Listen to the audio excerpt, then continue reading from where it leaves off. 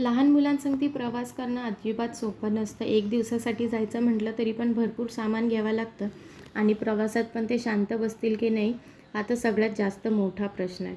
इथे आम्ही ट्रेनची वाट बघत होतो, तितक्यात ट्रेन आली आणि आम्ही बसलो.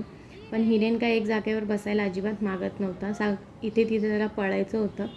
पण असं ट्रेनमध्ये तर आपण पोरांना इकडे तिकडे सोडू नाही शकत, कारण तो दरवाजाकडे जात होता. मस्त असा प्रवास चालूच होता. तेव्हा आम्ही एका नदीवरून चाललेलो आणि पावसाचं वातावरण पण झालेलं. तर खूप मस्त ट्रॅव्हल पण, ट्रेन पण खाली होती. पण पोरांनी खूप हैराण करून टाकलं होतं आम्हाला. तो अजिबातच राहत नव्हता एक जागेवरती, त्याला खाली उतरायचं होतं. लहान पोरं प्रवासात कसे रिॲक्ट करतील ना ह्याचा काही नेमच नसतो. आणि असा होता आजचा व्लॉग. आणि बाहेर असा मस्त पाऊस पण पडायला लागलेला, त्यामुळे आम्ही एन्जॉय पण केलं. तर भेटूया पुढच्या व्लॉगमध्ये. तोपर्यंत बाय.